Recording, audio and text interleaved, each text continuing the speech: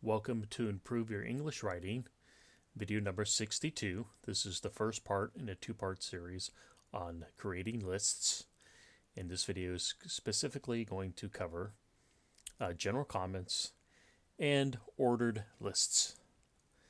If you'd like to get notifications for this series, please click subscribe.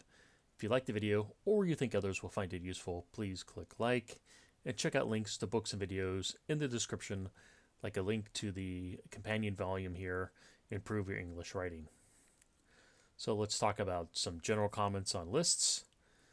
So the vertical format of a list emphasizes the text.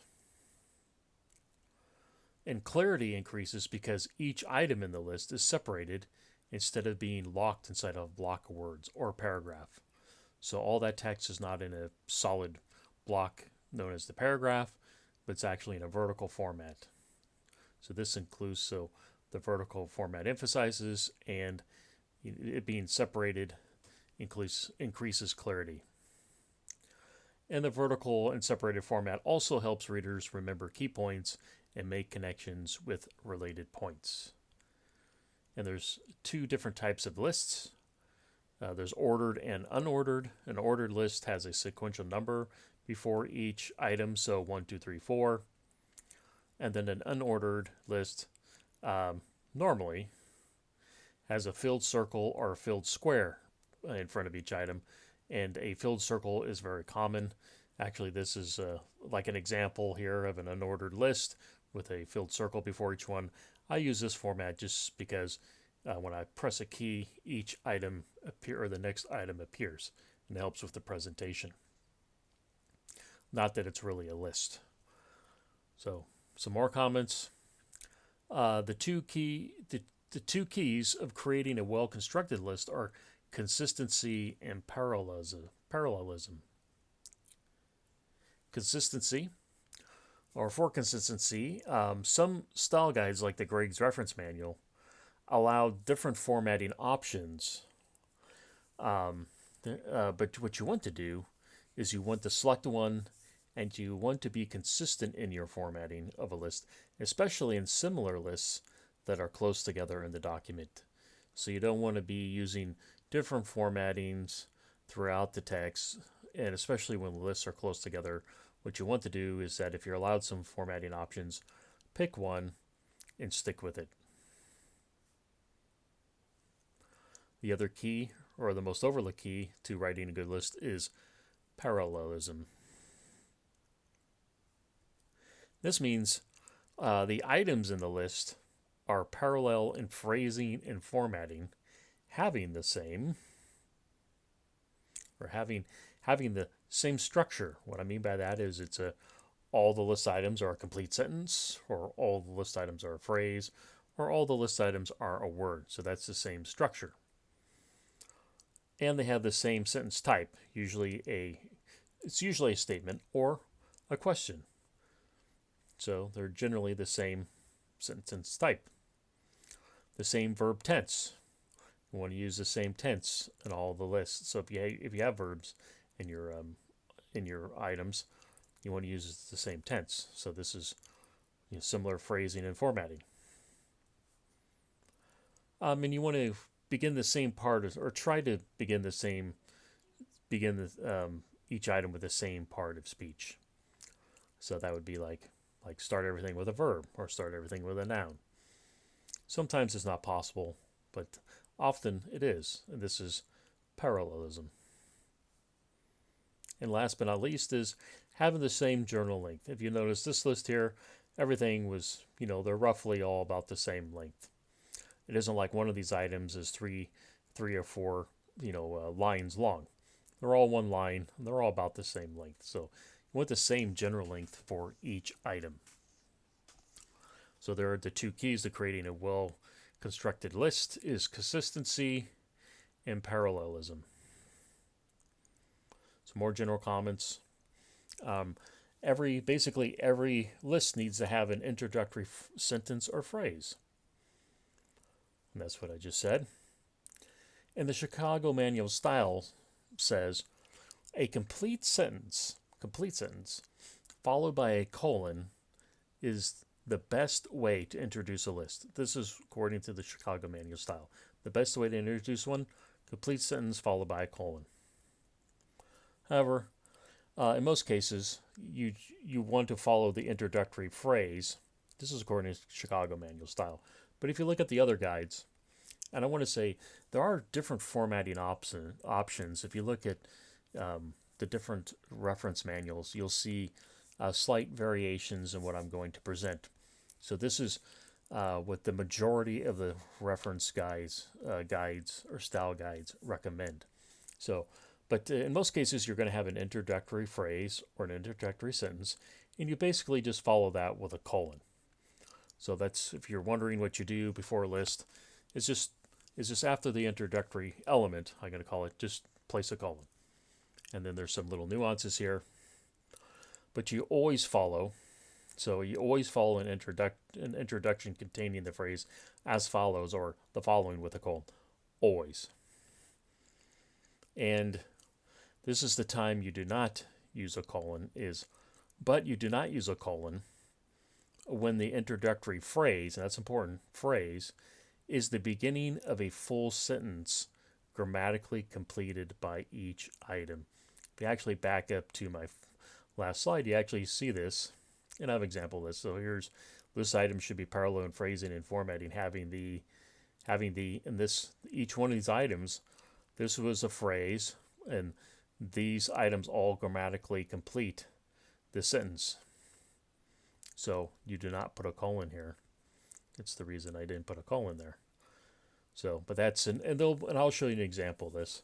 So, but basically, if your introductory phrase is the beginning of a full sentence, which is grammatically completed by each list item, you do not use a colon. That's the only time you don't use a colon. Basically, always use a colon unless you have this situation of this bullet item here. That's why I stress it. So let's get on to ordered lists. So those were all the general comments. Now let's actually talk about order lists. So an order list is also called a number list because a number precedes each item. And if you're wondering what I'm talking about, I do have 2 slides of just examples. Let's talk about the basics. And so if we have, if the 2 different types of lists are ordered and unordered, when do you use an ordered list? Well, you use an ordered list when the items are arranged by time, priority, task order, relative importance, or textual reference, meaning maybe it was before the list, or sometimes the list starts. You'll have items, and then the text will then discuss each item. So so it's ordered because you are ordering the items by time, priority, task, relative importance, textual reference. It has an order. Therefore, you use number when it has an order. And here are some general guidelines for formatting order lists. Now, I just want to say that basically when I go on to discuss the other different types of lists, I'm going to draw heavily upon these general formatting guidelines. So I would pay attention to these because I'm going to use them again, or I'm going to say use all these guidelines except for do this for this but for this list don't do this, do this. So everything is based upon this list. So an introduction, basically you need an introductory phrase or sentence. I covered that in a previous slide when I covered introductions, but you need an introduction for a list or an introductory phrase or sentence. And you insert a space between the introduction and the order list. So it's introductory phrase or sentence, space, list. Chicago Manual Style and the Associated Press Style Book do not insert a space. And you indent. So you indent the list. So normally that's about a 1/2 inch, but basically, or may depend upon your style guide, but they all style manuals indent the list from the left margin. And for an ordered list, the item number is use a sequential number with a period after the number. It's not a number with a closing parentheses It's not a number with a hyphen. It is a number with a period. So it's a sequential number. So the first list item will be 1, the second list item will be 2, etc. 2 period, not 2 closing parentheses. It's a period. In parallelism, I just want to hammer this home. Use consistent phrasing and formatting with all items. Just want to reiterate one of the keys. I want to say, maybe back up, that, and if you do this, remember I said consistency. So if you go through these guidelines and use these as the guidelines of formatting, you are going to get a consistent look. Therefore, the 2 keys to writing a list are consistency and parallelism. Following all these guidelines will give you the consistency, and I'm just restating the parallelism here. So list is continued. Capitalization. For an order list, you capitalize the first word of each item. So if you're wondering, do I capitalize or don't I capitalize? For an ordered list, you do capitalize the first word of each item. The end punctuation is, do I put a period at the end? Well, you use end punctuation, which is usually a period, when the item is a complete sentence, or when the item forms a complete sentence with the introductory phrase. So the item is a complete sentence, or your introductory phrase, and then the item completes that phrase into a grammatically complete sentence. Then you put a period. Notice if your items were just words, that's not a complete sentence, and it's probably not making a complete sentence. Therefore, you wouldn't use a period. This is making sense. It needs to be a complete sentence, or it needs to form a complete sentence. Then it gets in punctuation, which is usually a period. Run over alignment. Run over is actually when it goes to the next line, just like here. This word text here is actually on the next line. This is actually called the run over. So if your text runs to the next line, the run over, that's the run over alignment. So where does it align with the text above, or is it indented? What is it? Some people don't know. Well, you align the text on an additional line with the above item text, just like you see it here. So the item starts here like this word run over alignment. The text on the next line will lines up. Notice how this word text is directly below the word run over. So it's you align it with the above item text. So this is how you would align the run over. It's not indented. Basically, it just goes directly beneath the item text.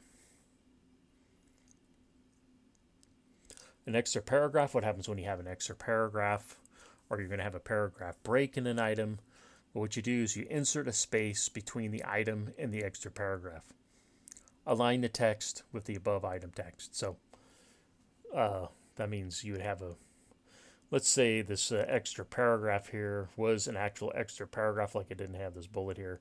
You just insert a space here and you align the text with the above item. That's what it says, insert a space between the item and you align it with the above item text. I do have an example of this. So I believe the formatting continues. Yes, it's a three slide list. So what happens when you have a sub-item? Well, you format a sub-item like an ordered list, except for you use a lowercase letter with a period for the item number. So it's not, so the items get 1, 2, 3, 4, 5, but when you have a sub-item, then you get A, B, C, D with a period. So if you had item number 1 and it had a sub-item or 2 sub-items, it would be A period, lowercase a period, lowercase b period.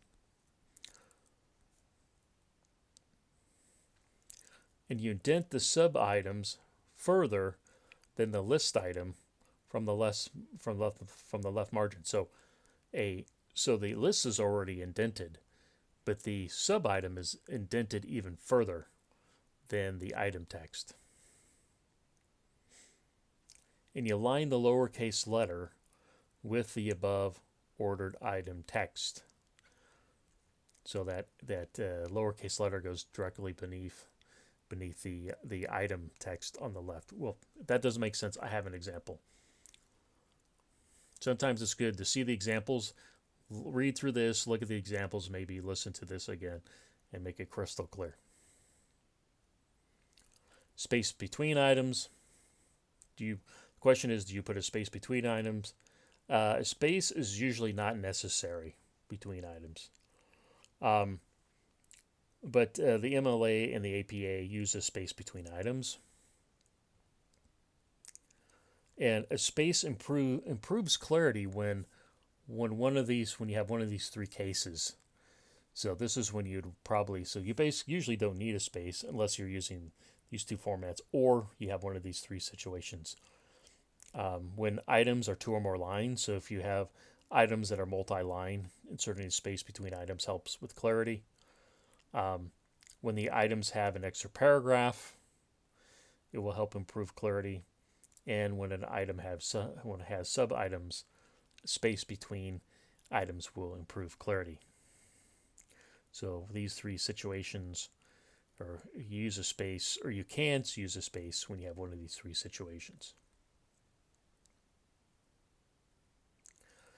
And space after the list, yes, use a space after the list. So it's introductory phrase, space, list, space, continuing text. Good. Let's look at some examples now. I don't know if this is all going to come in. I'm just going to put it all up here at once. Here we go. Here's the example 1 of an ordered list. So you have this list introduction is a complete sentence followed by a colon. So you need an introduction. And remember, Chicago Manual Style says the best way to introduce a list is with a complete sentence and a colon. So I'm just saying this list introduction is a complete sentence followed by a colon. Then remember, use a space. And then I'm just going to notice it's sequential numbers followed with a period. And just actually, these items, this example actually helps explain a list. Use a space between the introduction and the list. So notice there is a space between the introduction and the list. Each item begins with a number followed by a period. So here you have item 1, item 2, item 3 is 2 lines, item 4 is also 2 lines. So each item begins with a number with a period. When the text continues to an additional line, the runover text, align the text with the above item text. So here you have, this line here, the above item text is actually the runover text. And you align this, people would wonder, because the question usually is this text indented? Like, should the words the above item text, should that be indented? The answer is no. You actually align any additional lines with the above item text. So that means the word the is directly beneath the word when. So it's aligned with the above item text. While APA and MLA use a space between items, a space is usually not necessary. A space improves clarity in some situations. So once again, this second line is the runover text and is aligned with the above item text, meaning the word necessary is directly below, starts with the word while. And then after the list, use a space between the end of the list and the running text. So here, so you have your introduction, you have your items of list. Notice how there's no space between them, but I do say space could improve clarity. Then after the list, you use one space, and then you just start with your text running here, just like this. So that's example number 1. Let's look at one more example. Just going to put up on the screen all of it. So I don't think, nope, that's the end of it. Obviously, it was too long to have something continue after the list, but basically, here's example 2 of an ordered list. So this is another example of an ordered list. So this is the introductory element. Notice there's a colon after it. There's a space. Then you have 3 items. And notice that there's spaces between each items. And we'll probably get to that. We'll read all this. But also this has an example of how to do sub-items. So here's a sub-item. So remember we were discussing that. Here's a sub-item. So when you have a sub-item, it doesn't start with a number. It starts with a lowercase letter and a period. And then one of those previous slides says you align the lowercase letter with the above item text. And this is what I meant, is that this A comes directly beneath it's underneath the word capitalized, right underneath the C. What you'll see is that people will indent this further. So while this list is indented, and that was one of the bold items, it is indented, this text is indented, but the letter goes directly beneath the beginning of this item text, just like you see it here. So it's not indented any further.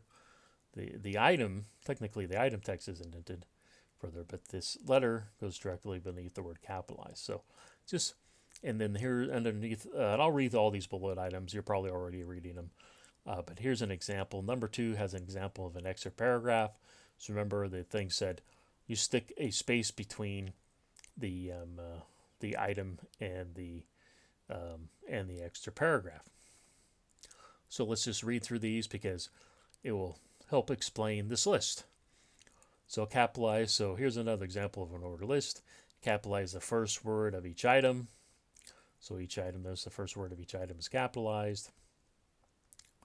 A sub-item begins with a lowercase letter and a period, so you can see that here. Format a sub-item like an ordered list item. So, like here, the runovers, align directly beneath the item text. Align the lowercase letter for the sub-item with the ordered item text. That's what I was just explaining. This A goes, directly below this first letter here. First letter, or the C of capitalized. Item number 2, use consistent phrasing and formatting with all items. That's your parallelism. An extra paragraph is separated with a space. Align the text with the above item text. So here you go. So here we have an extra paragraph. We put a space, and then this extra paragraph is not indented further, but is aligned with the above item text like you see here. That's what I mean by aligning it with the above item text. And now, a space between items is normally not necessary. Like you could actually take out this, you don't take out this space between the introduction and the list, and then I know I don't have any text after it. You wouldn't remove that space, but theoretically, you could remove this space here between right here.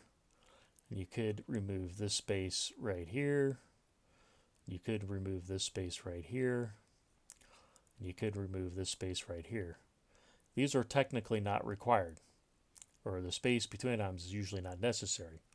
But the spaces in this ordered list improves the clarity of the sub-items and the extra paragraph.